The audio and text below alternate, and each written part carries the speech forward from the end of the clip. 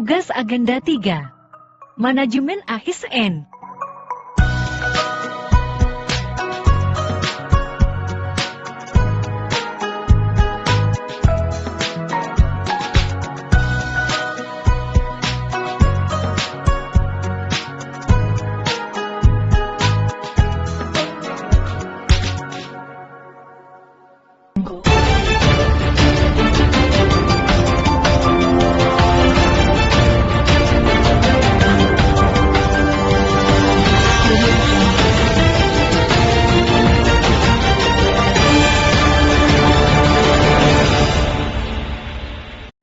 Saat ini saya akan membahas mengenai berita yang saya dapatkan di Liputan 6 tentang beberapa kepala daerah yang tersangkut kasus suap jual beli jabatan.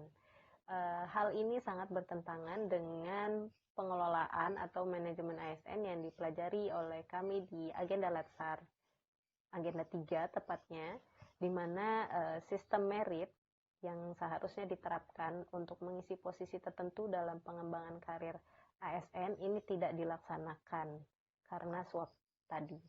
Di mana sistem merit itu seharusnya pengadaan suatu posisi karir oleh PNS itu haruslah sesuai perencanaan, dilakukan secara terbuka, terbuka dan transparan, sehingga nanti akan didapatkan ASN atau PNS yang menempati posisi tersebut mempunyai integritas yang tinggi sesuai kompetensinya dan juga dapat bertanggung jawab dengan maksimal. Sistem merit ini juga didasarkan dari 3K, yaitu kualifikasi, kompetensi, dan sesuai kinerjanya. Selain itu, beberapa oknum dari bupati atau kepala daerah ini mencoreng nama baik ASN, di mana beberapa kode etik dirusak atau tidak dijalankan sebagaimana mestinya. Di antaranya adalah tidak melaksanakan tugas dengan jujur, tanggung jawab, dan tidak berintegritas tinggi, tidak melaksanakan tugas dengan disiplin, terus mereka tidak menjaga agar tidak terjadi konflik kepentingan, dan malah menyalahgunakan informasi yang mereka punya sebagai pejabat tertinggi atau sebagai pemimpin daerah untuk menyalahgunakan wewenangnya mengisi jabatan-jabatan tertentu dengan orang-orang yang tidak semestinya dan oleh orang-orang yang tidak jujur. Demikian yang dapat saya sampaikan. Kurang lebihnya mohon maaf. Terima kasih. Assalamualaikum warahmatullahi wabarakatuh. Nama saya Dina Ratu Hikmah, saya peserta Latsar CPNS Angkatan 91 Kelompok 3. Saya akan menganalisis berita yang kedua, yaitu terkait 3 masalah SDM di birokrasi Kemendagri, di mana hanya 20% ASN yang bisa diandalkan. Di mana pada berita tersebut ada 3 masalah utama sumber daya manusia yang ada di lingkungan birokrasi. Di mana yang pertama yaitu kompetensi, yang kedua yaitu komitmen, dan yang ketiga yaitu koordinasi atau kolaborasi.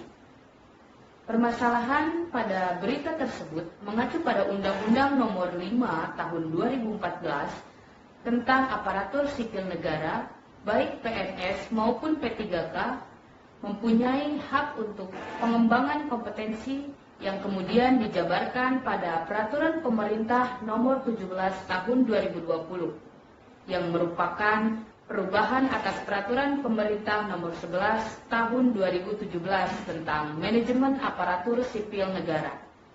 Selain berjiwa kompeten, seorang aparatur sipil negara juga harus memiliki komitmen yang tinggi, di mana komitmen yang tinggi akan menghasilkan kerja yang maksimal dan kualitas yang terbaik.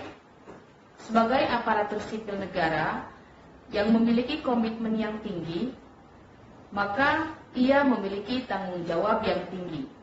Kemudian sebagai seorang aparatur sipil negara perlu meningkatkan koordinasi atau kolaborasi baik dengan atasan, antar teman kerja, untuk selalu berkomitmen dalam melakukan birokrasi.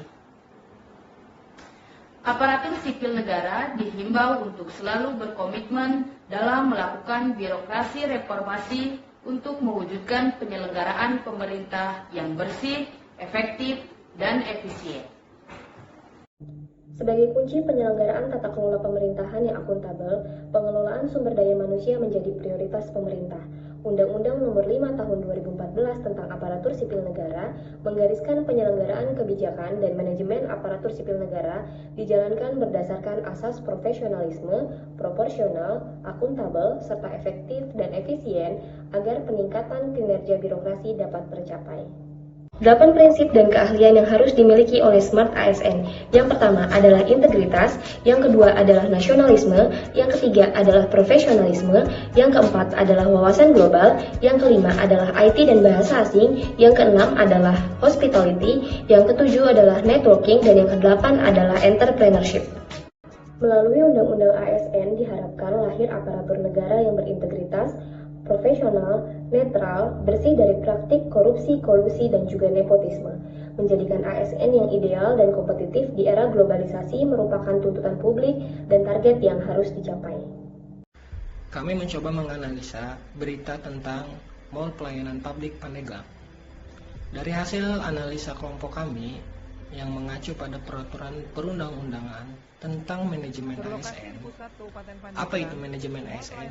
Manajemen ASN adalah pengelolaan ASN untuk menghasilkan pegawai ASN yang profesional, memiliki nilai dasar, etika profesi, bebas dari intervensi politik, bersih dari KKN. Berdasarkan pengamatan kami, Mall Publik Pandeglang telah memberikan layanan bagi masyarakat dengan tujuan memberikan kemudahan, kecepatan, keterjangkauan, keamanan, kenyamanan kepada masyarakat dalam memberikan pelayanan. MPP Kabupaten Pandeglang juga telah berkomitmen untuk menyediakan pelayanan prima demi memberikan kepuasan kepada seluruh masyarakat, terutama masyarakat Pandeglang. Dalam menjalankan tugasnya, mereka juga telah menjunjung tinggi nilai-nilai integritas, kejujuran, bertanggung jawab, dan disiplin. Serta memiliki nilai dasar, etika profesi, bebas dari intervensi politik, bersih dari KKN. Mereka juga dengan tegas menolak segala bentuk KKN, menolak segala bentuk gratifikasi, dari yang kecil maupun yang besar, dari yang material maupun yang non-material. Jika kita tarik kesimpulan tentang komitmen dan tujuan Mall Pelayanan Publik Pandeglang, mereka telah menerapkan sistem manajemen ASN sesuai dengan perundang-undangan yang berlaku. Pertama, kita wujudkan budaya anti gratifikasi. MPP Kabupaten Pandeglang siap melayani dengan profesional, no korupsi, no gratifikasi.